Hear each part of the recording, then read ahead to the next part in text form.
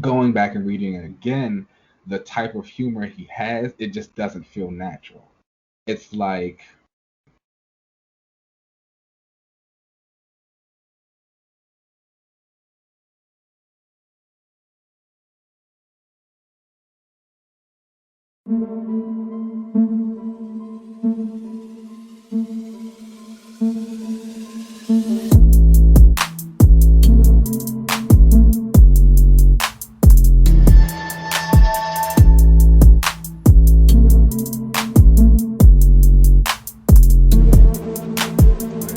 All right, y'all. Welcome back to another relaunch. What's going on, everybody? I am LZ. hey, you guys, I am Keenan. What's going on, Keenan? How are you? I'm good. It's kind Yeah. of cold today here in the district, but Yeah, we're it's we're cold we're pushing in LA through. too. Is it? Yeah, I'm like, Mm, I just looked outside and it's that getting doesn't cold. sound safe for you guys. No, that's not normal. Like, I didn't sign up for yeah.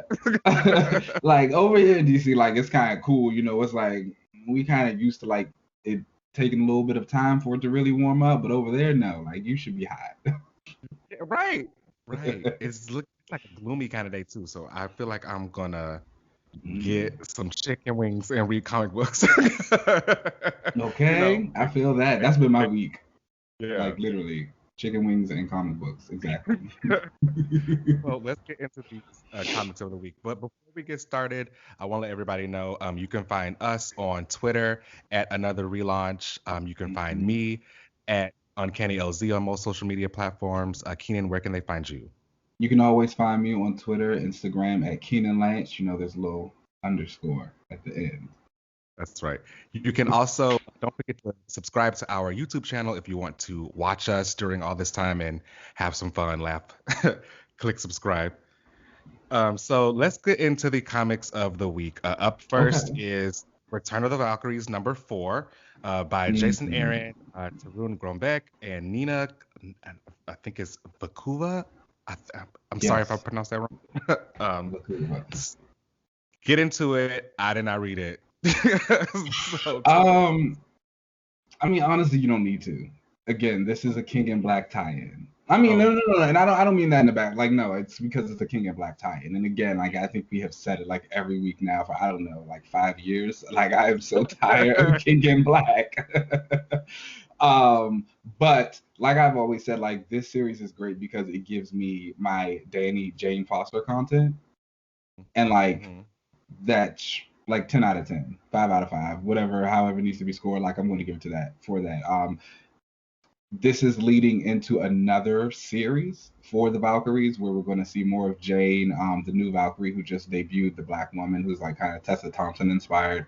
I don't think Danny's going to be in that one. So we'll see. Again, this one kind of just suffered from crossover fatigue. So it is what it is. It's a fine issue. Was it a mini series? Was it supposed to be just a whole King in Black mini series or something? Yeah, it was literally just created for King of Black. It does bring back the Valkyries. So like that's the thing Okay. about it. Like Jane gets sucked into one of Null's little void dragon shadow things. I don't even know what they're about anymore. But that happens, and like some other Valkyries like come back and like they save her. Then like she, Danny, the new Valkyrie ride off. It's supposed to be a whole thing.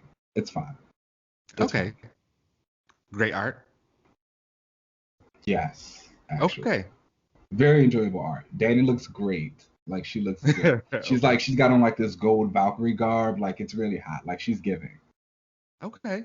All right. Yeah, well, check that out if you want some Valkyrie content.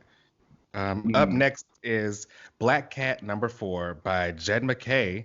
And again, Nina Nakuva. Apologies if I mispronounced her name. So okay, when I first saw her name on both of these titles, I thought I was like reading something wrong. I don't know if one got delayed because it's like when was the last time you saw an artist do two books? Like either she's like very quick, like Right. Yeah. she's got it, okay? Like she moved so and I honestly want to say I think her inker or colorist on this issue made me enjoy the art a little bit more than it did on the Valkyries book because I really liked it here.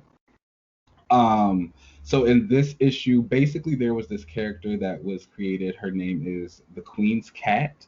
And when Hobgoblin was turned into a hero during the Axis event, he got his own little group of sub-heroes. They're called like the Hob Heroes or something like that. And so the Queen's Cat is one of them. She's basically an inverted black cat. Like she's a black girl, she's got blonde hair, but her costume is like white, mostly white with like little black tassels and stuff. And so her whole thing is that she's a hero, and so she wants to take down the black cat because she's lost her memories. And she's like, if I don't remember who I was and this is who I am, who is that? And so she tracks down. Like her. It was actually a little bit enjoyable. I was kind of like, oh, this is good. And like Black Cat even says it. She's like, oh, a hero with like an identity crisis. She's like, but it's like a different kind of identity crisis than what we're used to. She's like, I'm kind of into you. And so she tracks Felicia down by stealing some stuff. Felicia like comes and beats her up, and they like talk a little bit. And Black Cat is telling her, she's like, you know, you want to be a hero, cool. Every hero needs a foil. Like I'm used to a cat and mouse, but a cat and cat, that actually can be something pretty interesting. Right? And so she's like, maybe we'll do this again. She like beats her up, sends her home, writes her a little note. She's like, you didn't catch me this time, but you're welcome to try again. And that's where the issue ends. It was cute. Okay. Very nice. Very nice. I had to catch up on this because I feel like it's only 4 issues. You have time. Yeah. Okay. So it's like, was her previous series like? Should I just go ahead and start with this new one, or do I really need to finish the? I would say you can like just start with this one, but I would highly recommend that you go back and read the previous one. Like Jed McKay has like been killing on this bit, but basically Felicia just goes on a bunch of different heists throughout the Marvel universe. I know a lot of that is on Marvel Unlimited right now, so you can go and check that out there. That's actually how I came into the run, but it's really good. Like Jed McKay staying over here. I'm a fan for sure. Yeah, he's great. For I sure. really wished his Taskmaster would have kept going. It was good.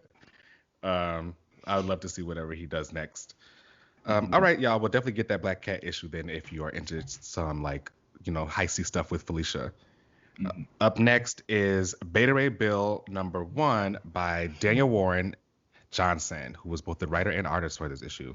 Yes. Do you like Beta Ray Bill? You don't know who Beta Ray Bill is. That's fine. Let me tell you something about Beta Ray Bill. I think he's interesting as far as like the whole like the race that he comes from with like the whole half horse people or whatever they got. Yeah. So like he is a Corbinite, and he was turned into like a cybernetic horse person thing to help save his people from was it Galactus? I think it was Galactus. No, it was Surtur.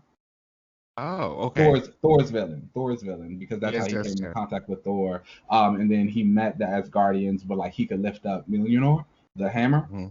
And so Odin, they were like so impressed with him. Odin ended up giving him his own hammer, Stormbreaker. Right. So in the current Thor run that is written by Don Cates, Thor breaks Stormbreaker. So Beta Ray Bill like doesn't have a hammer. So the hammer also. Did he do it on purpose? Yeah, he was like going through something. He was like a herald for Galactus or something like that. It was like it's whatever. And so in doing that, Beta Ray Bill still fights him. So when Odin gave Bill this Stormbreaker hammer, he imbued it with the ability whenever Bill like slams the hammer on the ground, he's able to turn back into his human form. And so with his hammer destroyed, he can no longer do that. He's like stuck like a cybernetic horse. And so Thor, being so pleased with him, like being able to fight him off after he becomes free of Galactus, he ends up making Beta Ray Bill the like master of war for all of Asgard. And so Fin Fang Foom is actually coming to like try and destroy Asgard, because what does Asgard do but get destroyed every other week? And True. And so like also like a callback or something. Hasn't Fin Fang Foom attacked them before? Oh yeah, all the time. Like all the time. And so Bill like leads the people out. He's like got Foom on the ropes. But like he gets the best of him, but then Thor pops back in and like beats him up, and everybody's like, "Oh my God, it's Thor! All Father, he's the greatest!" Blah blah blah. So Bill's like kind of pissed about that, but like people are trying to celebrate. He's starting his relationship with Sif again, and so Sif is like, let's go to the bedroom. Like, what you trying to do? But when they get there, she's like, "All right, when you gonna like turn back into your human form now?" And he's like trying to let her know. He's like, "I can't do that anymore." And so she's like, "Oh." So then they don't do it anymore. Oh, so she didn't really like him. Sean, That's so heartbreaking. Sean won't do it with the horse. We're not into bestiality over here. Well, isn't he supposed? It's still him, right? I don't know what he looks like, down there like that, but like, yeah, it's still him. Is she supposed to love him for him? I mean, she does, but like, I don't think. I also think like the way his mouth works when he's like in horse form. Yeah, that's Yeah, fair. like I don't think she can really do anything with that. Or it could just be a thing where hey, she don't like him like that, and she don't. It's like hey, Sif is my girl, so I might be trying to make some excuses for her, but it could just be that. And so of course, like Bill has that thought himself, so he goes to leave Asgard. He runs into Thor. Thor's like, "Where you going?" He's like, "Look, you kind of ruined my life." He's like, "You broke my hammer, so I can't turn back into my human form." He's like, "Anytime I try and come in and like do some good, you pop up, you overshadow everything I do. Like, I'm tired of being here. I'm gone. I need to go find a new hammer." And so the issue ends with him being. It's really good. I think if you're a Beta Ray Phil fan, you should get it. Okay, is this a Beta Ray mini Phil or? fan. It's a miniseries. It's only 5 issues, I think. Okay. 5 or 4, but it's really good. Love Beta Ray Bill. Love Asgard. Highly recommend it. I love when you bring your Asgard bag and you be going on Okay. with them. I love it. It's everything. I love it. Okay, up next is Strange Adventures number 9 by Tom King and Mitch Gerards and Doc Shaner. Now, tell us about this. So I'm not gonna lie to you. I honestly have no idea what's going on in this book unless Mr. Terrific is on the page. I cannot like. There's something about like war crimes, political intrigue, like Adam Strange doing some stuff. I don't know what's going on in the book. I'm only reading it for Mr. Terrific. Mr. Terrific was in like half of a page. Well, it'd be like that sometimes because like I feel like they probably kind of got you on this book because they added him into it. They did. They did. And they know they did. And they know they did. And so the fact that, like, it honestly should have just been a Mr. Terrific series. Like, if this is 12 issues of Mr. Terrific, like, yes, absolutely. Because when he is in the book, it is at his most interesting. Everything else is just kind of like there, confusing, like weird space. Like I said, beautiful to look at. The artists are doing a phenomenal job on it. Like they are knocking it out of the park. This entire team is like great. I'm pretty sure if you're an Adam Strange fan, you actually might be interested in it. I don't know many Adam Strange fans. I've never encountered one, so I don't like know what to tell you there. But is he like stuck on Rimbo or something? He's again, always there. Again, you don't know. Don't know. No idea. Mr. Terrific was not in this issue. Got it. That's what I have to say. Like that's all I can give you. No, I wonder if this series has been like selling well because I feel like it came like randomly out of nowhere. Nobody talks about it. Like no people only talk about it when Mr. Terrific is in it. Like the Yeah. Mr. Terrific centric issues are where he's like featured like a decent amount. Like those are the ones that get the most buzz. Everything else is just like who. Has he had a solo recently? When was the last time Mr. Terrific had a solo? He had the Terrific's book. Right. Other than that, he don't. I wouldn't recommend his solo series though. You could read some Justice Society, some JSA, some John's JSA. Mm-hmm. You would enjoy that for sure. Even some issues of Terrifics, there are some decent things in there. Some Earth 2, not his solo series. The Mr. Terrific centric issues of Strange Adventures, yes, highly recommend. Okay. I see what you're putting down there. Maybe he just needs a new solo or something better than a few pages in Strange Adventures. Yes. All right. Up next is The Other History of the DC Universe, number 3 by John Ridley and Giuseppe Camuncoli. And this series anthology. I don't know what you really want to call it, but like I don't know. It's this for everything. me is everything. Like It's everything. I don't Like, even know what else to say. Like I it's really want Mr. Terrific to get one of these issues. I really want a John Stewart one. I need a Green You Lantern don't need no John John Stewart. Stewart When one. he was in Blacklight, you're a little greedy when it comes That to was a John. You're a cameo. little That was a greedy when it comes to cameo. John. No, he got like his whole little like 3-page like bio. We got like some stuff about his past, how he was That was a feeling. cameo. That was You do from his not perspective need a you do not cameo. need I need more. a John focused one because I'm not reading whatever is coming out with the Green Lanterns. So a nice John relief book would be fantastic. Yeah, John's had his moment. We can give Mr. Terrific one. We can give Dr. Mist. Dr. Mist would be nice for one. See, Dr. Light, Kimio Hoshi, Okay, Dr. Light, I could take. I'll take it like that. She Yes. definitely deserves. We got a couple. John had a little bit of a moment. He can take a break. John never gets a moment. All he ever does is just support something, and they like have him on the page as the Green Lantern instead of actually showing anything with him. That's why a nice John Ridley would just completely quash all of that. You know, Well, we'll see. I would appreciate a nice John Stewart focused DC universe. okay. I But would this appreciate it too, just down the line. That's what I'm saying. He's just got to go a little bit further down the line. But this one was good. And so, I'm a Katana fan.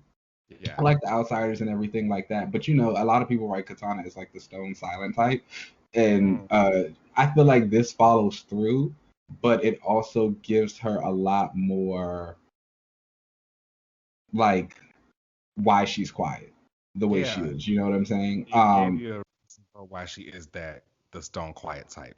Exactly. I really like the bits about how she like hated that their name was Batman and the Outsiders and how she felt like it put Mhm. them in her shadow.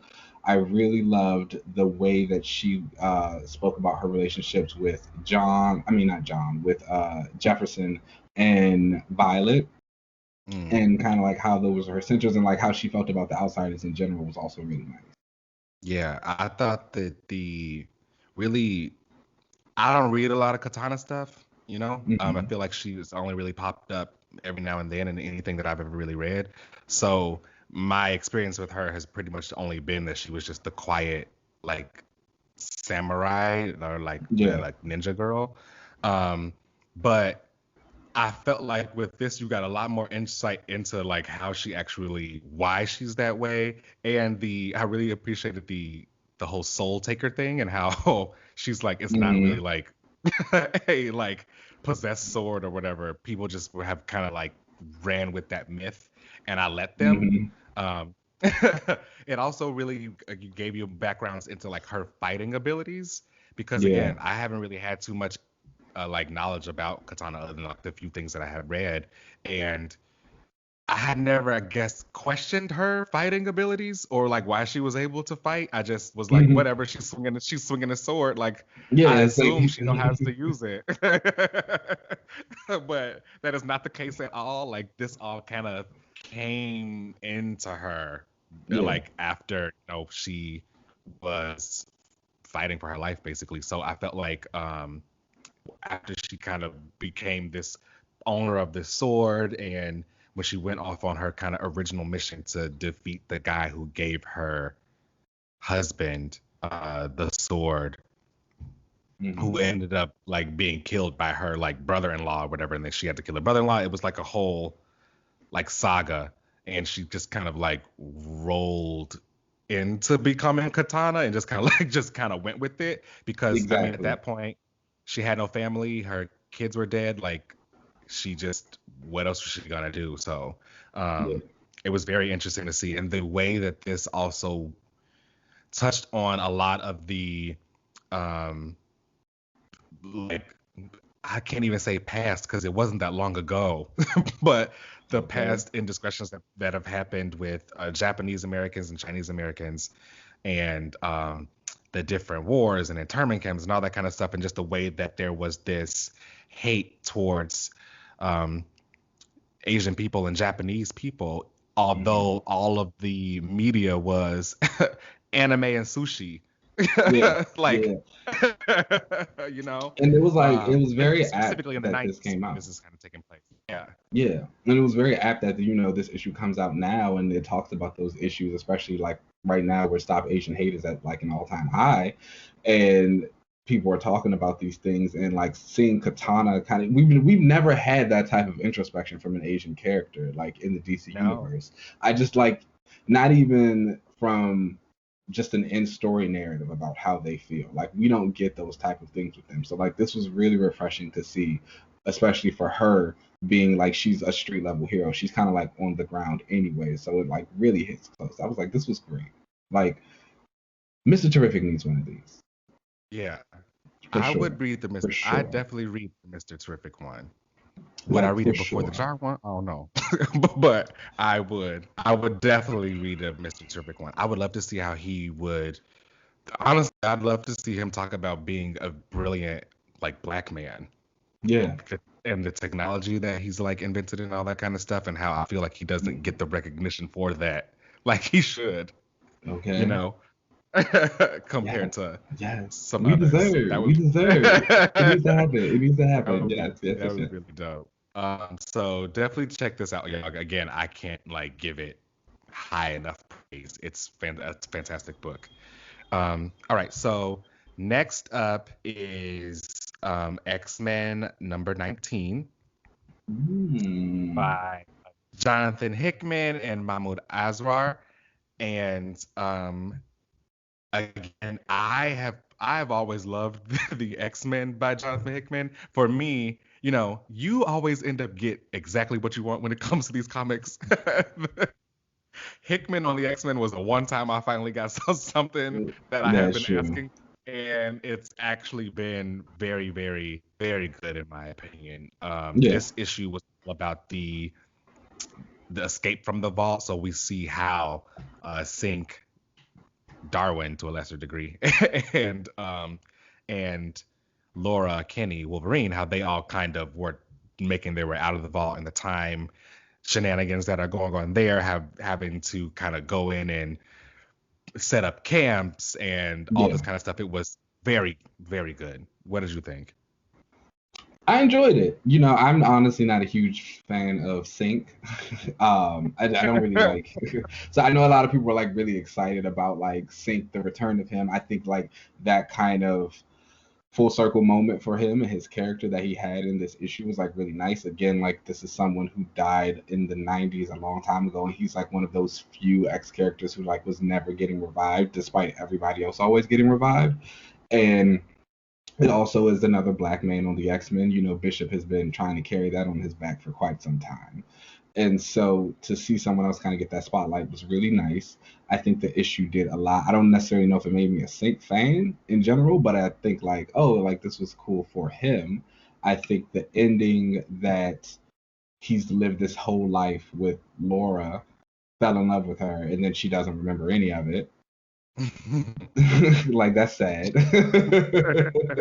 Yeah. um, so it'll be interesting to see like how he kind of deals with that. Like, is he going to try and convince her?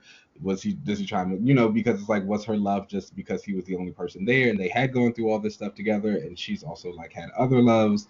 I would have loved to see a little bit more Darwin. I think he got the short end of the stick on this issue, Mhm. but it made sense. It was a good issue, very well written. It was enjoyable, heartfelt. I liked it. I really want to know what's I going to liked it. happen because of everything that happened with Darwin in this issue, Yeah, and him basically getting captured and having his DNA taken. yeah, And we find out about the Children of the Vault, how they are currently at was it the third generation that they're at? And they have to make the yes, fourth? Right. yes. Um, they're currently at their third generation, and the experiences that they had with the X-Men were not great. So they realized that because of the X-Men getting to the point of having Krakoa, they weren't prepared for that. So like the Children of the Vault need to go in and like age some more and be subjected to more time manipulation. So they need to make the fourth generation. They're going to also, I guess, use some of Darwin's DNA. So I wonder how that's going to affect their abilities, because Darwin's, ability is to survive. So I was about to he say did it's so definitely get the shaft in interesting. this book because of his abilities, which kind of sucked. But no, But it's interesting to see, the X-Men kind of went into the space to make it, get information and figure out a way to defeat the children, and you kind of just gave them the means to probably take you down. It's just kind of like you actually made things a little bit worse, and got these people killed for no reason. Like if you just would have left them alone, you guys would have been fine. extra food, you would have been fine, because y'all probably could have been able to take them without the addition of Darwin. Okay, like they were scared. Yeah, very. It's gonna be interesting to see whatever they do with Darwin and his powers and stuff going forward. Well, all right, y'all. Let's take a break, and then we will come back for another panel. This should be interesting. I'm excited for this one. Very, very, very. Yeah.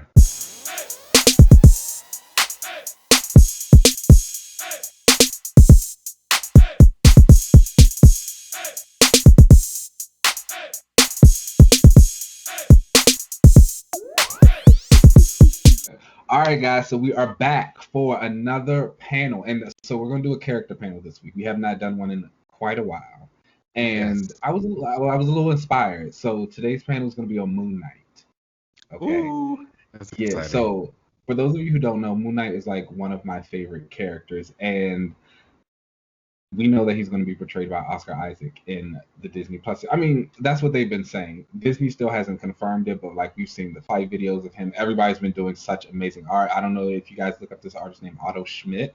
He did a Moonknight piece recently, and he did the likeness of it as Isaac. It looks great. He's got on the suit. It's like really, really good. So I actually saw that, and I just kind of got inspired. So before today, I would have said really that, don't know what kind of like hold you have on I don't these know. people. I don't know. How you got It's just Oscar Isaac to be one of your favorite characters is so dope. it's just like, man, I don't know. It's just, I don't know, something in the water. But so but before today I would have said that I was a Moonknight fan, but I don't think I necessarily would have like said an expert. Okay. And so when someone kind of asked me, what would you want to see in the Moonknight show? I was like, oh, I actually don't really know, because a lot of the runs I've read them, but I've only ever read them once. So I kind of took this entire week to just like go back and read everything. I skipped a couple eras. I skipped his era with the West Coast Avengers, and I skipped his era on the Secret Avengers, not necessarily because I didn't want to read them, I just didn't have time. I did skip the Bendis era of Moonknight because I don't think anyone should ever read that. Well, damn. It is not good. I do not recommend it. It was just like, and like it's one of those things where it's like, this is bad, and I only have to read it once, and I never have It to was read it so again. like the first read, you already know. It Like, was a complete. no thanks. So for those who don't know, Moon Knight suffers from DID, dissociative identity disorder, and so Bendis did it in a way so instead of him having multiple personalities, he used the aliases of other Avengers. So he was like using stuff of Wolverine's, Spider-Man, and Captain America. Hmm. It was not good. And he was like talking to them, like they were like voices in his head. It was just like so bad. But the only thing I ever say is good of it is that it brought Moon Knight and Echo together, and I really like. But even then in the book it wasn't good because like Bendis ends up fridging Echo. He kills her. What? Yeah, so he like kills her and she dies in it. But it's just like now Moon Knight and Echo have history together. Like they have a relationship that a future writer can build on if they need to. And like I'm just here for that because You want that? I would, yeah, I want that. So the little story she actually had in the Marvel Voices, Indigenous Voices, Mhm. one of the pages was like her getting a text from like all the men who she's talked to or like had some type of dealing with. Moon Knight was one of the guys. So Oh, okay, yeah. I saw that, yeah. yeah, that was fun. That was cool. But going back, It makes sense just that you like would skip over the West Coast Avenger stuff because it's kind of long. That was actually my only introduction with him. yeah. I haven't read anything with Moon Knight. I won't even lie to you, except when he was in West Coast Avengers because I did Mhm. like that series. But that was like he was in like a lot of issues Yeah, of that. yeah. And so that was my thing. So I was like, I'm already reading like a lot of comic books. Like I had the Huston run, I had Warren Ellis. There was I actually have my notes here. I'm gonna be like looking down at my notes. And I've been like writing and reading. It's been like a great week. And so again, it's not that those two I didn't necessarily not want to do. I was like, I'm already got a lot here. I kind of want to get the main stuff anyway. I was really just going for like Mark's motivation and his personality Mhm. and kind of like what is it. I feel like especially with us over these last few weeks and doing the show and everything, we've kind of come to these realizations with some characters about like, do we actually really like them, or do we just like watching them fight, or do we just like this one story arc that happened with them, or Right. This is it one just, iteration of them. Yeah. yeah, it's like, do I really like that? And so that's what I wanted to see with Mark, because again, I had read the stuff but I'd only read it once. I did realize that my opinion actually changed on a lot of things. A lot of the runs that I previously said I did not like, I ended up liking a lot more. And some of the ones that I felt those though were higher up was not. um, so I'll talk about this run in particular that kind of dropped for me, and that is the Charlie Huston era. This one came out in where's my notes? 2006. Okay. And Charlie Was Huston this like ended. your first introduction to Moon Knight? Like, what was your like first?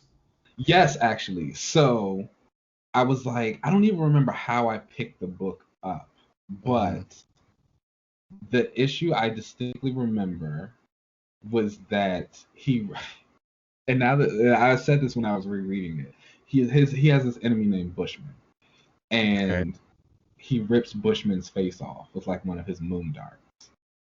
What? Okay. And it's like, and I'll never forget reading it for the first time because I was like, wow, what a moment. And like I was just like I was just like, wow. I was like, this is so cool. I was like, he just like ripped this guy's face off. I thought it was like the coolest thing in the entire world. But when I read it again recently, I was kind of like, why did he rip his face off like that? I was like, why did they approve this? I was like, this is so violent for like a children's comic book. Joe Quesada era. But no. So actually, let me jump it back a little bit. Let me tell you a little bit about who Moon Knight is. Moon Knight is Okay. Marc Spector. He is a Jewish American and who grew up in Chicago. He's from All right. Chirac. Okay. Um, Hey. right. And so a thing a lot of people don't know is when his character was first introduced, he actually didn't have any type of like mental illness or mental disorder whatsoever. The DID wasn't a thing. The voices that he heard in his head, who would later become his personalities, Stephen Grant and Jake Lockley, were just aliases he had created to like help him do his crime fighting thing. So he was a U.S. Marine. He became a mercenary. On one of the expeditions he was on with the mercenaries, the leader of the group, Raoul Bushman, like betrays them, kind of leaves him for dead, and so he died. It's in Egypt, and so he's underneath the avatar of Khonshu, the moon god, who basically grants him life again. He's like, I'll bring you back to life. I'll let you live if you be my avatar and like do my bidding. Mark's like, sure, who wants to die? Yeah. I mean, I would say, uh, yeah, I would say, yeah. it's like okay. So he like puts on this silver cape, whatever. He goes fights Bushman, and then he goes on to be this avatar of Khonshu. Stephen, because of the money he's gained as a mercenary, he uses that to be used the Stephen Grant alias, who's like a millionaire. And then he creates the persona of Jake Lockley, who's like a taxi cab driver to help him keep his ear on the streets. And so he kind of like goes through fighting crime, and he also has a little bit of horror elements in there. He fights like some magic creatures every now and again. His first appearance was actually in Werewolf by Night, where he like tries to capture him, and they end up like helping each other though. And so he gets in those type of elements. It wasn't until was it the Huston run? Now that I'm thinking about it, where they introduced the mental illness. It might have been the Dickens one. Whatever. Back to the Huston run really fast. So like again, he rips the face off of Bushman. I think it's the coolest thing in the world back at the time. Reading it again, and so I feel like this run is poignant for marking the fact that it's one of the times where he really started to get, I guess, a personality. You know, runs that came before, they were good, they were fine, but they were very much reminiscent of 80s comics where it was just villain of the week type of stories, and he's kind of just like going through the motions. He has his supporting cast. Like this one, it kind of like takes Mark into space where it's a little dark. He's like hooked on pills. He both of his legs It's are the broken. 80s. Like no, this is the Huston one in 2006. Oh, no. So it's like both of his legs are broken. And so in this fight with Bushman where he ripped his face off, they like fell off a roof. And like while he was falling off the roof, he like kept hitting all of his things. So his legs are broken. This is why he rips Bushman's face off by the way. He's just like, no, this has got to stop. And Moon Knight's girlfriend, fiance, ex-girlfriend, whatever you want to call her, Marlene, she tries to help Mark through it. He's depressed, he's sad, he like hits her. It was like, wow, like this is something that's going on. Mark has a best friend named Jean Paul. They call him Frenchie because he's French. And he's like separated from Mark. He comes out to Mark in this run as gay. And he's helped Mark through the entire time. He's like, why do you think I stuck around you all those years? I'm in love with you. And Mark is like, did everybody else know? And he's like, yeah, Marlene knew, like all these things. So it's like he's at this really low point in his life. Everybody has kind of separated himself from them. He feels like he doesn't know anyone. He's isolated. And it's really depressing. And Mark comes off very unlikable. And I say, yeah. And I think that this has been the hurdle that his character has kind of had to face since that run. Whereas, again, like you just got this guy who's kind of like a douchebag to everybody, and he's just mean and he's nasty and he's also a little bit crazy. And like now he thinks you might have these other personalities coming around, and it's just like, what are you going to do with that? And no one ever really rectifies the chance to make him likable. Instead, they just like keep playing off of like the mental illness aspect. But because of that, everyone takes their own interpretation of it. Again, you get something like Bendis, which is like so crazy and far out there that he starts taking on the personality of other heroes. Or you get into like the Bemis run, which came a little bit later, which was something when I first read, I thought I really enjoyed because it injected some humor into Mark. And I was like, oh, this was needed for his character.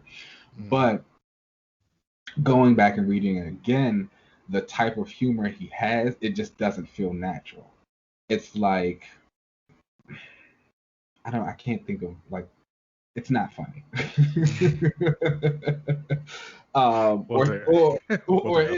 He makes like he makes like really corny jokes a lot, and it's just like this guy is just not the type of person. Like a Deadpool. Yeah.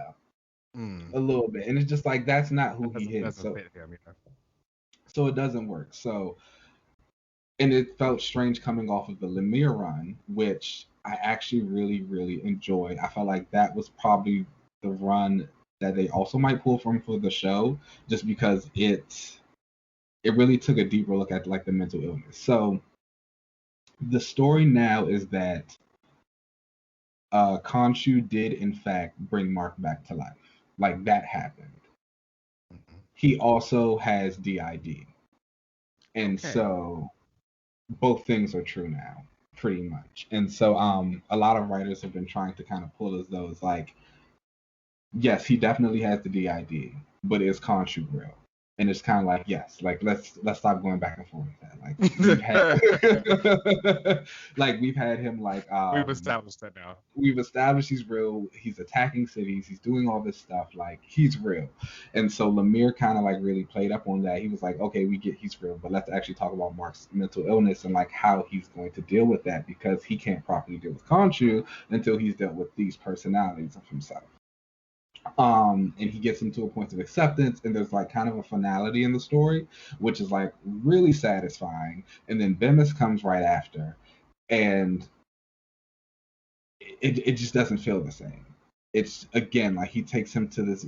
He starts using the personalities in a way that just doesn't feel real. He kind of starts like calling on them like superpowers almost. It's like the Jake Lockney persona is supposed to be like the aggressive one. So if he's losing a fight, he's like, "Oh, Jake, come out," and it's just like that sounds to me like he's like tapping into Legion territory.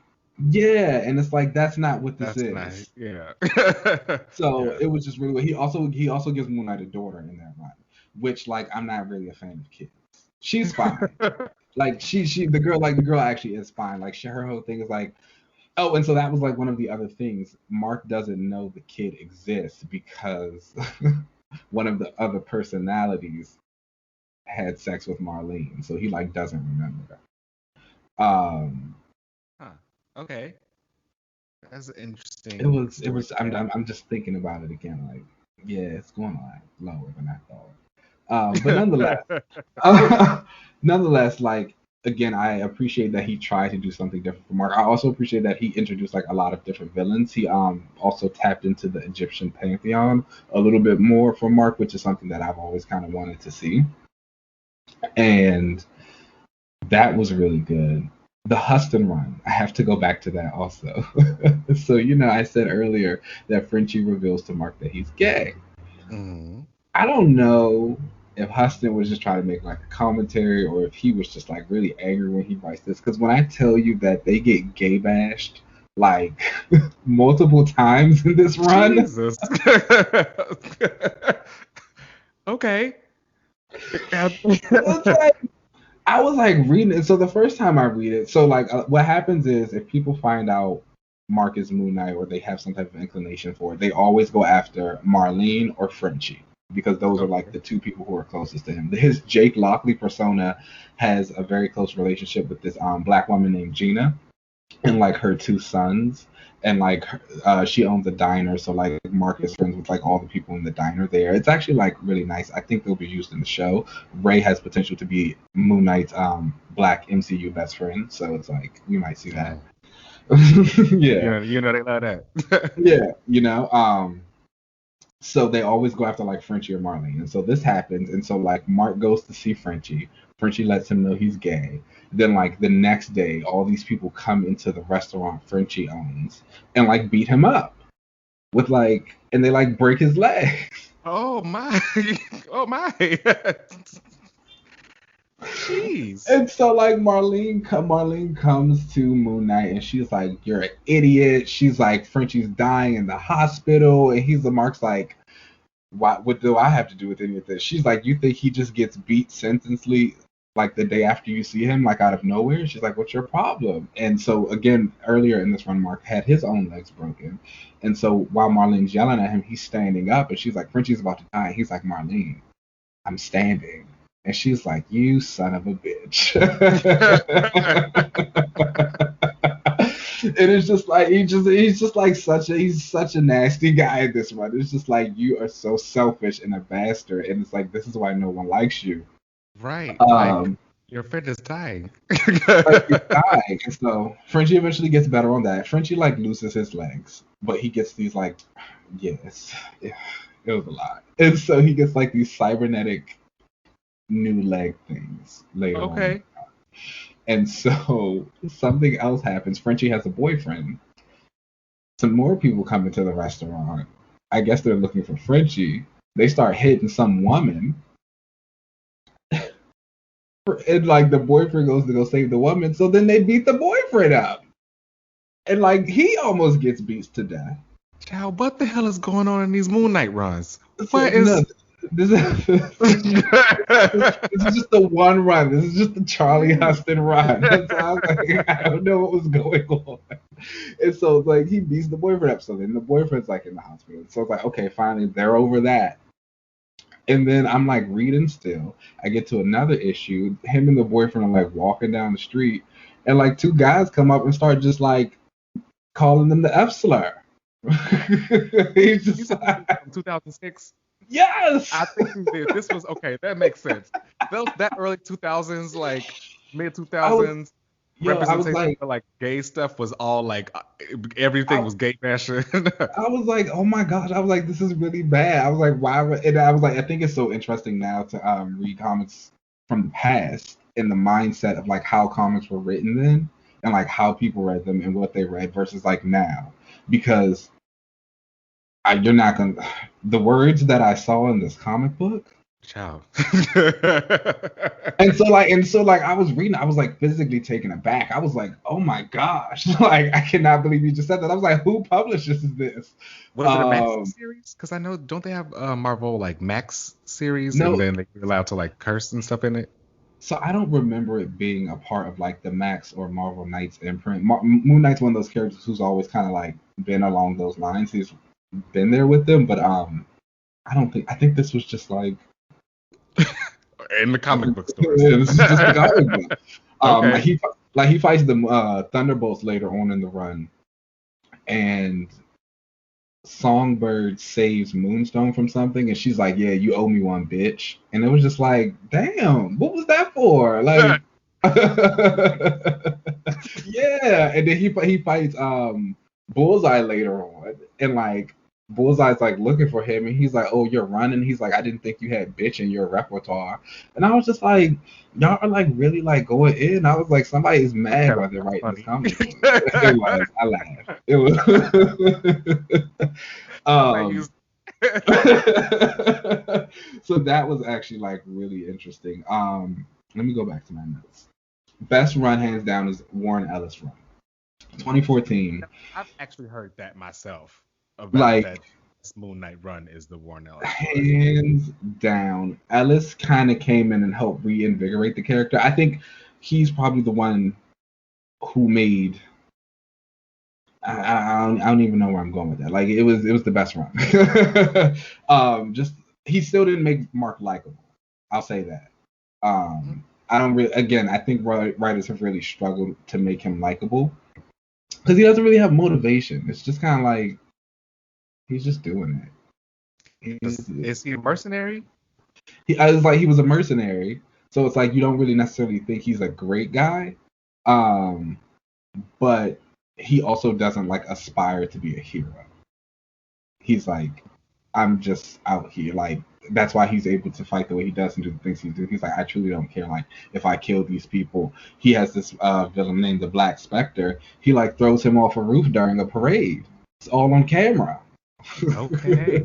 Yeah, he's like, I don't care. He's like, he's like, I just want to keep the streets safe. Like, I just want these people to be safe. Like, I don't care how you do it. But it's not like super aggressive, like a Punisher way, where he's running around with like a shotgun and blowing off people's faces. Like, he's very much going after like a lot of weird, dangerous things. Like I said, he played in like that horror element. One of his villains of this Warren Ellis run was a guy who was like killing people and then like putting their body parts on him.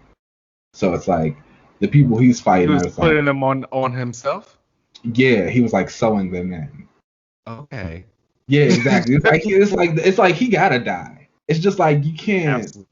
Yeah. Like you can't like Punisher's going around like killing some guy who just stole some bread from the grocery store. Moon Knight's not doing that. That's not his own. He's just ripping off faces. Yes. But the Warren Ellis run kind of also like it went with the mindset of like Khonshu is real. Okay. He did infect you with like this god virus thing that makes you kind of like go through these motions, but you also do have DID. And some of the stuff that you go through is very crazy. And so he also creates the Mr. Knight persona, which is the iconic new white suit that we've seen a lot of people drawing and doing. Mm-hmm. Declan Shalvey designed that, and shout out to him because it completely changed the game for Moon Knight. Like I truly feel like if that design was not a part of that book, it would not have been as successful as it was. I do even with Warren Ellis attached. Outside of that, the one costume that he has, the more armored looking one, that's like black. It's all black with the white chest piece. Shalvey also designed that one. Oh well, there we go. yeah. Like, okay, yeah, well then like, I was gonna say the only other like iconic costume I could think of is that one. Yeah. And the white suit. That's cool. He did both of those specifically for that series. So in it, Moon Knight actually wears like three different costumes. He wears the white suit, the one with the black on it, and he has like this bone Khonshu armor that he puts on when he fights these ghosts. Mm-hmm. And that's really great. But it's like it's only 6 issues. they're one and done issues, so it's just like one story, but like each one is packed with a lot of like story, character, and like the action. Warren Ellis is like a master at writing action. I don't know if you've ever seen like Castlevania, um, I've or been meaning to read. watch that actually. You should watch it. It's just like he's a like his Secret Avengers run that he did. A lot of stuff he even did like with the X-Men. Just he's got a really great sense of action and just like putting things together, and he like shows that with Moonknight and his writing. And Shalvy's art just like blows it out of the water. Like Declan was amazing on it. There's this one issue where he's going to save this little girl, and he's literally walking up like a bunch of flights of steps, and he's just beating people up along the way. Oh my gosh, I've seen this. Yeah, like yeah. I've seen this. I've seen this posted like a bunch online of I think it was around the time when Daredevil, the Netflix TV series, was on, and people were talking about his whole hallway fight and how people were hoping that if they eventually did a Moon Knight series, that Moon Knight got his same kind of thing. Let me tell you, if Moon Knight gets his little flight scene, I'm gonna scream like the entire time. I'm going to scream. Like you will hear me screaming because that's what I'm gonna be doing. It's everything. It's everything. And so he only did 6 issues on the book, and then Brian Wood actually came in and took over a few issues. And his art brought in Greg Smallwood. And like I will actually say outside of Declan, Greg Smallwood and Bill Skywitz, Greg Smallwood's like one of my favorite Moon Knight artists. He actually did the art for the Lemire run, and it is fantastic. Like absolutely fantastic. Just beautiful stuff. He's got like kind of a little bit of a painted style. Google search and I do like it. Yeah. It's nice. Very nice. Brian Wood was fine. Cullen Bunn also did a couple of issues. They were fine. I think they again kind of stayed on the trajectory of what Warren Ellis had did with like one and done stories and just making them quick and like delving into Mark. But like hands down, number one. There was how did you feel about him in West Coast Avengers? I actually really liked him in West Coast Avengers. Okay. Yeah, he was fun. That's actually where my own introduction with him was. I had been doing a bunch of rereading of stuff because kind of like what you said about Moon Knight is how I felt about Wonder Man, where I've always been a big fan, but I wouldn't necessarily consider myself an expert. So I've been going back and reading a bunch of his old stuff. And the West Coast Avengers stuff with Moon Knight, where he's very brutal. I was actually like, when they were like out fighting people, like he has to be like told to not break somebody's like leg or something, or like kind of take it. He don't care. He's like I'm gonna kill you. There were quite a few issues where I was like, oh my gosh, he does not care. It was interesting to see there was a relationship he was having with Tigra that they started to try to have, but they made it where it was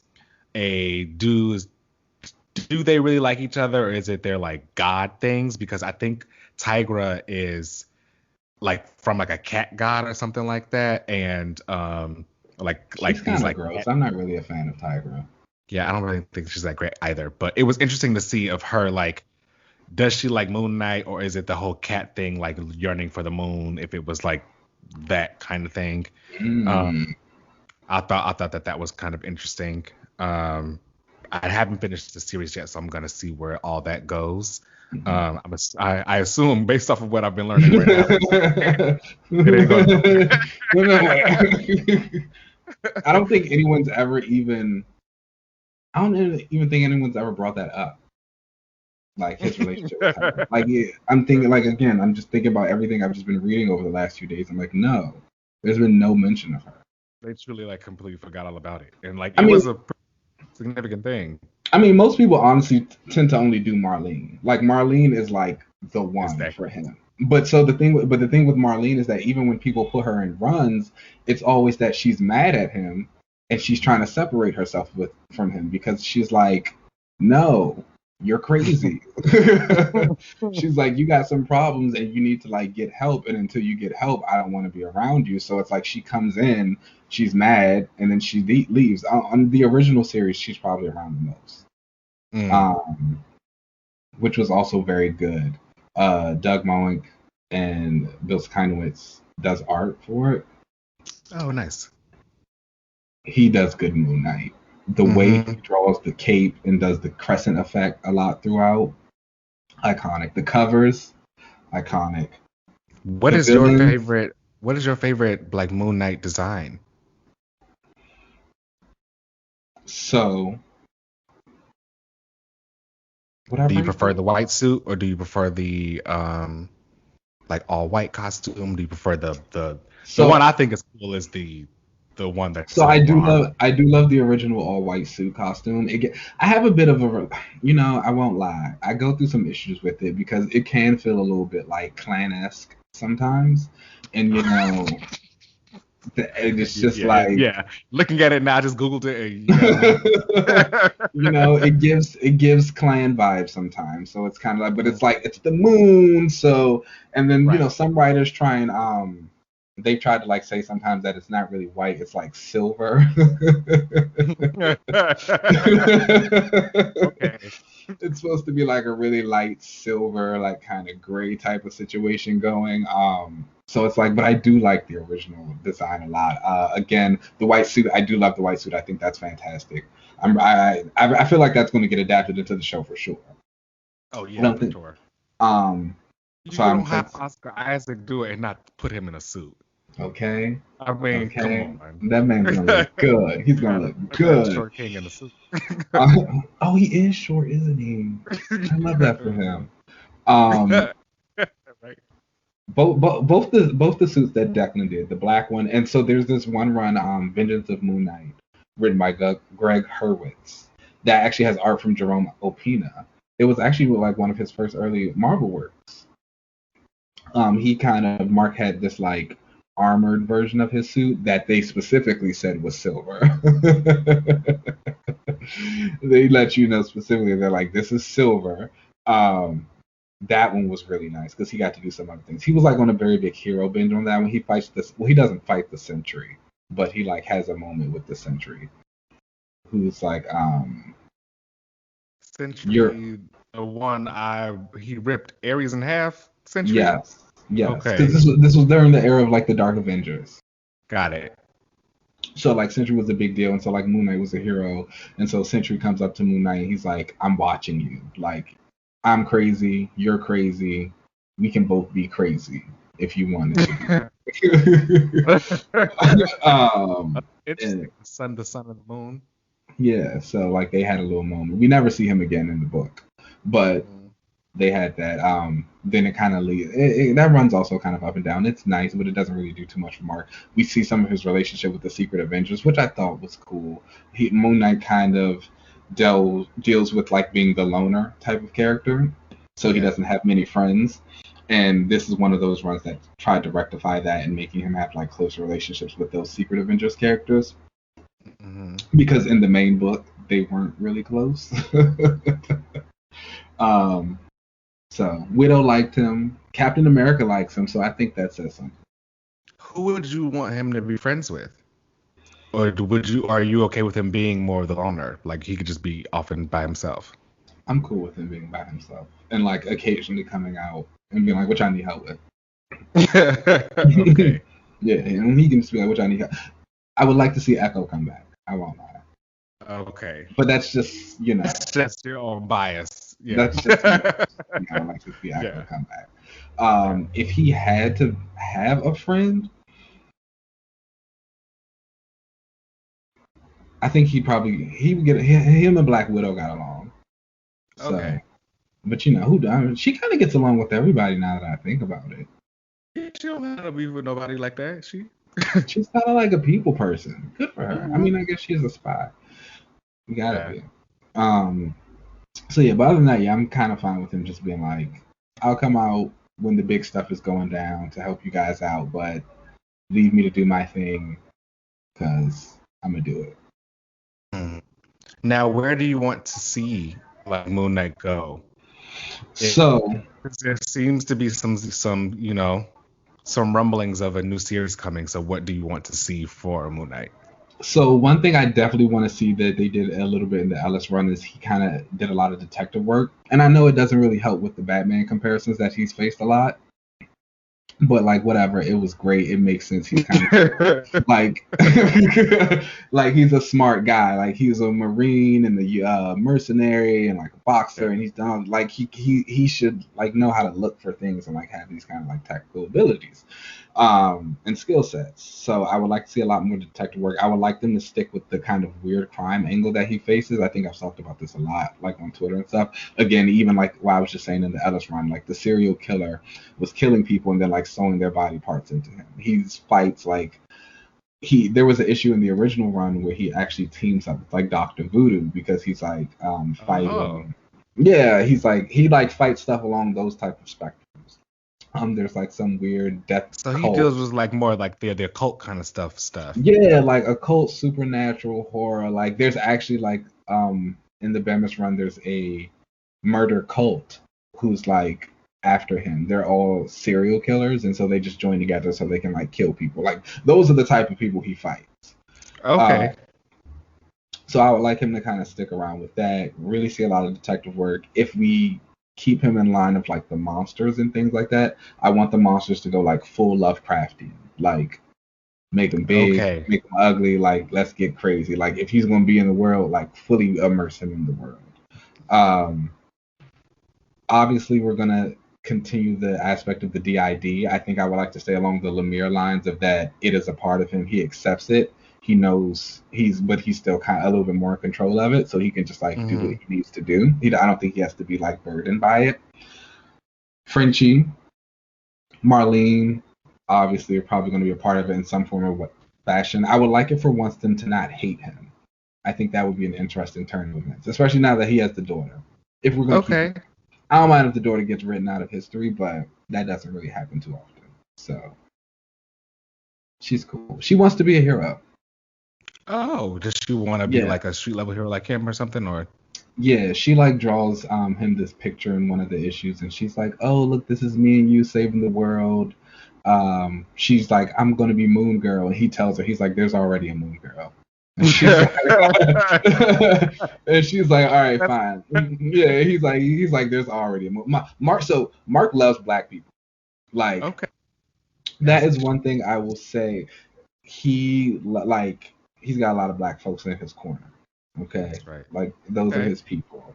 So he's like, "There's already Moon Girl." She's like, "That's fine." I mean, that could actually be a nice little motivation for him for the new series to kind of, I guess, put him in a new direction. Is like, "Oh, I finally got someone who wants to be like me. I have to be a little bit different." He's had a sidekick before. His name was Midnight, but he also kind of like went crazy and turned on Marc and tried to kill him. So, you know, him having, if the daughter's going to stay around, I wouldn't mind seeing that type of relationship be built up. I think my thing with kids in the Marvel universe is that they just either get stuck in their kids forever, or we have to go through some weird time jump thing to get them to be some type of appropriate age. Very rarely do the kids get to age. I think maybe like Cassie Lang is a rare example of a kid who's like getting to be older and their father still gets to stay around. But I also think that's because Scott was like middle-aged. Right. Yeah. You know what I'm saying? Yeah. Yeah. I don't really can't think of too many other characters where the child got to kind of naturally age. You know. And they still get to like be and I think, and that's always a thing, because it's like once you start to age the kid up, you have to start actually aging your hero, and no one ever actually fully wants to replace the hero. So it's like you think about like Batman and Damian, like how are they going to handle that situation? Like, because DC ages their characters up.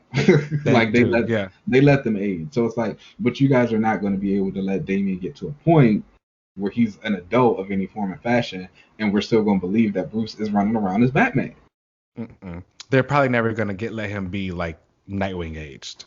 Yeah, unless again you do a thing like they did with Superman and John, where we go through some time jump.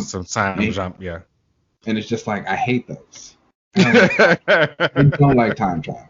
Time travel is it's not. I don't like it. It's up there with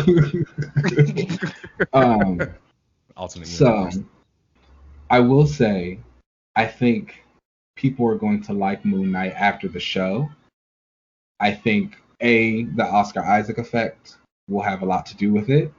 I think that when I think of Disney Plus and what it's doing with a lot of these other Marvel shows right now and how it's giving us deeper look into these characters, I think they can do a very like poignant take on mental health and just like mental illness like in the MCU. And if they handle that and do it correctly, like that could be like really well received. Again, Oscar Isaac can act, so it's like if they go that route, it'll look great. I think the action is going to be intense. Moon Knight is a character that is about action. He fights, like he can fight.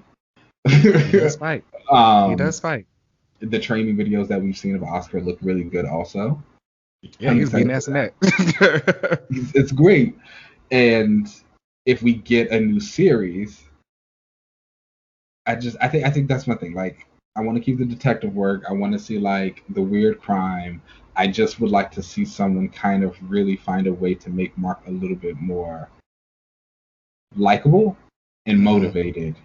Like, cool, we get it. You were resurrected by the gods, so you had to like do his bidding for a long time. Then you got to a point where it's like, okay, I actually don't have to do what you want to say. I can do my own thing. I do want to keep the street safe, but I don't necessarily want to be a hero. So it's like, okay, well, why do you want to keep these streets safe then? That's what we can know. Hopefully we get some more established motivations then in his next run. He's had a lot of them. And a lot. I did a lot of comic book reading. Yeah. He has a whole lot of runs. So clearly there's a market for him if they keep, shelling out the runs. I mean, they tend to last for like a decent amount of time. I think there's even like some commentary in one of the issues where he says it. He's like, I'm like a B-list character. He's just like, I'm on the B-list. It's like people kind of know who I am. I do what I do. It's like I have my moments, but you're not calling on me all the time. And I love that. I love that type of stuff. I love it. We know where we stand. Being that kind of self-aware is fantastic. So really best way to be. All right. Well, let's take a break and then we will come back for relaunches. Ow.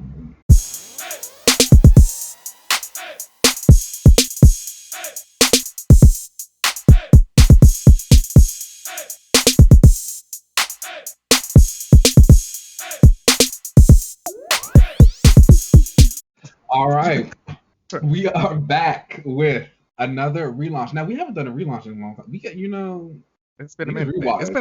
These rewatches be taking up some time though, so we gotta get to it. But we're back. So it's been a lot. I'm not mad at that though.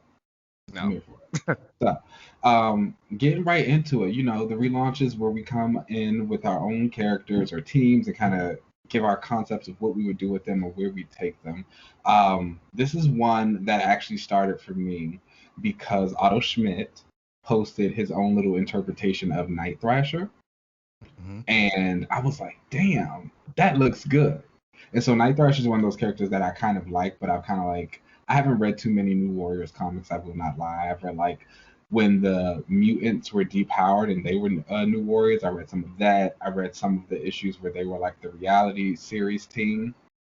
And so that was all bad. And I've read good, like, way back in the 90s. And like I read a couple of other things like here and there. So my relaunch for the week is the New Warriors. And one of the characters I obviously know is a part of New Warrior is Night Thrasher. And so I know that he is also another one of those characters who's kind of been like a Batman analog. And so I wanted to take that and use it. He's kind of restarting the New Warriors. But I really like the aspect of when the mutants were in it. Not because they were depowered, but because they were kind of like lost at the time. I think about like young teams in Marvel. You had the Young Avengers who basically played the sidekicks to the Avengers. You have the Champions who are kind of like the newer, younger group who are really learning what it's like to be a hero and like what it means. Like they're the epitome of like you shouldn't meet your hero. Right. They're the little kids like trying to figure it out. Exactly. And so, they're not the runaways who had to escape their parents and banded together. They're not the new X-Men, so they're not like they don't have the togetherness of mutants. So I think about them and I think what happens to all those other kids. What was the new warrior supposed to be, but like just kind of I guess the leftovers a little bit. That's how I saw them. I don't know if that's what they actually were. um, and so I would love for Night Thrasher to kind of restart it as like a network for those heroes that are in between. So I Mhm. guess maybe like your kind of older teens to college age kids, like the Gravities and the I'm Justices. that's actually explaining exactly why he started it originally in Oh, that is Night it? Thrasher. Yeah, it was Okay. because he felt like there were a lot of like teen heroes out there that just needed more like he had the Oh, money. okay.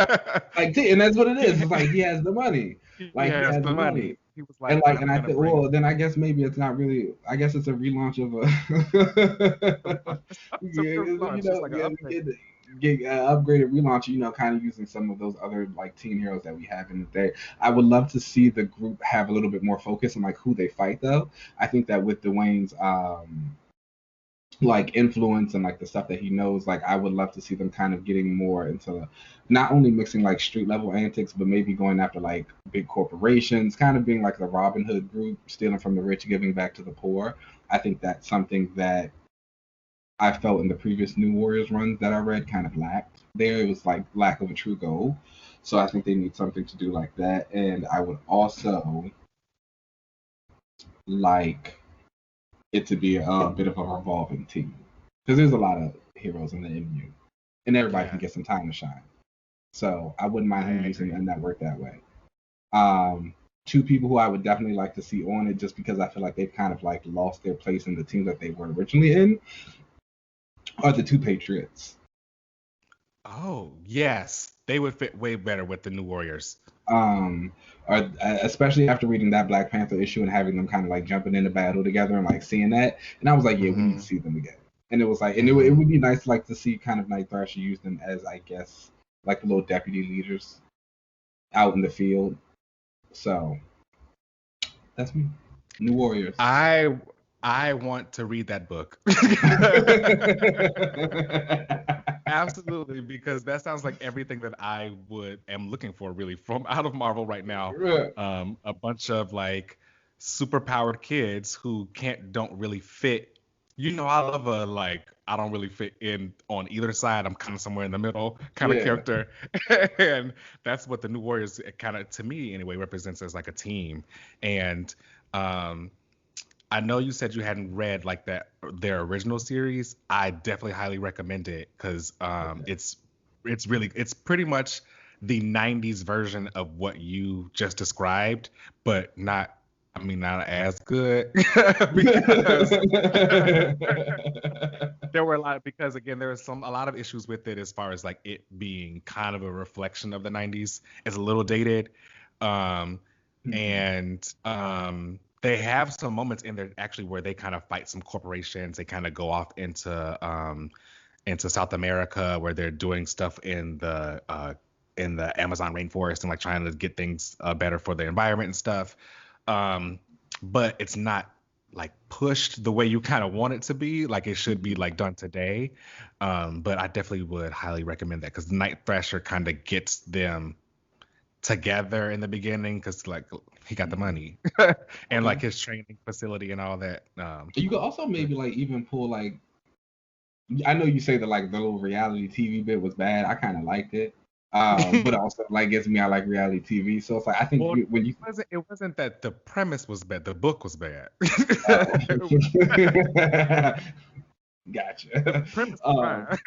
I think you can even like kind of play up with that with like whatever the new group of new warriors is. It's like social media is such a big aspect of Social like our media, yeah. times. It's like how is this network using that to their advantage? How is this new group actually kind of like using social media to be that Robin Hood group and like going after these corporations, getting into these places? So it's a lot of different ways I think you can mix that in and kind of revamp it and get it up in there and make the new Warriors kind of a viable project for Marvel again. Yeah, Because I I know that think I feel like they've tried a couple of times and it just never clicked.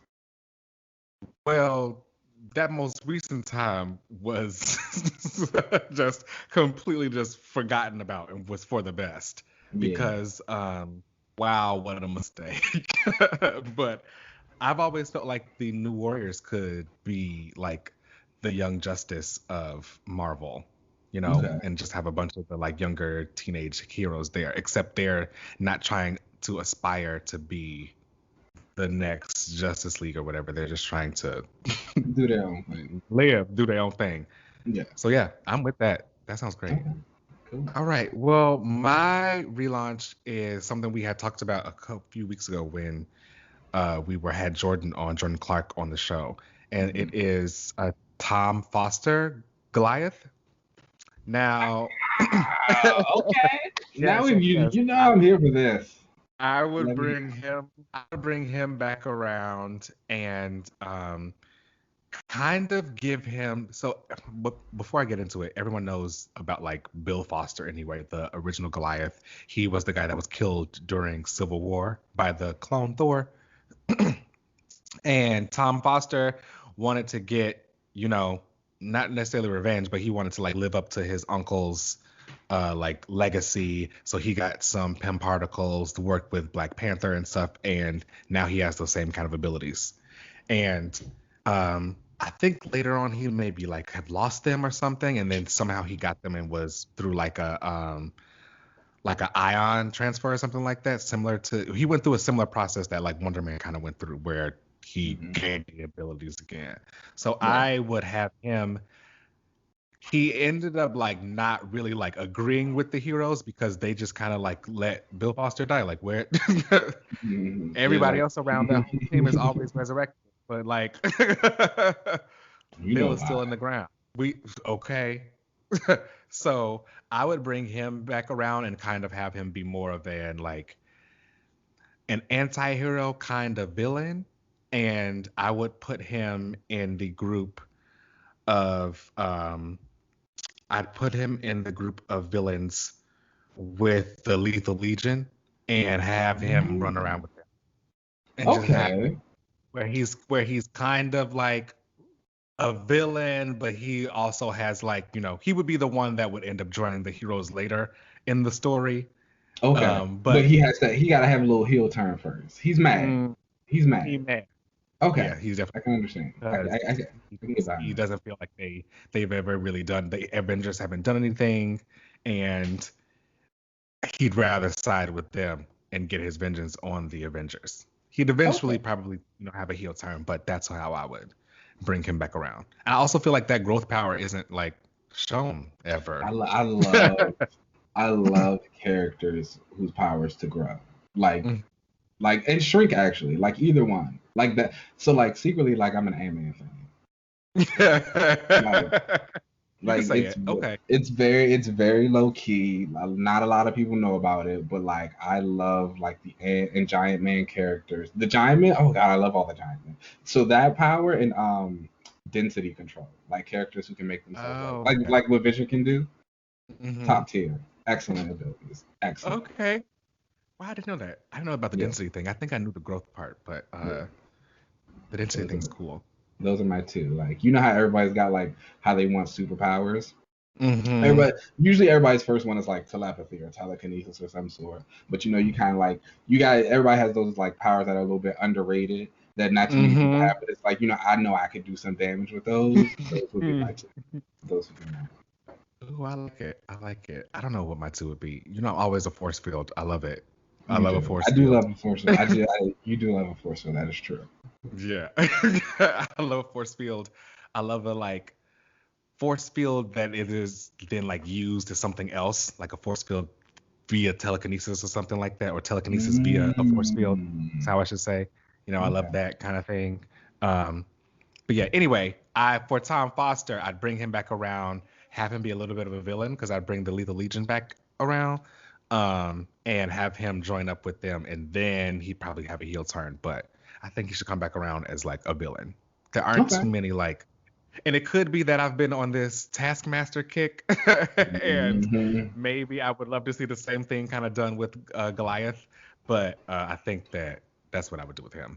I mean, I'm here for it. I love Goliath, so I support it. I support it. All right, y'all. So that brings us to the end of the show. Please definitely subscribe anywhere you get your podcast. Subscribe on YouTube. You can find us by searching Another Relaunch. You can find us on Twitter at Another Relaunch. You can send us any questions, concerns, any of your own relaunches that you may want to have read out on the show at anotherrelaunch@gmail.com. You can find me at UncannyLZ on most social media platforms. Keenan, where can they find you? I love how you say most. Like the ones I want you to find me on.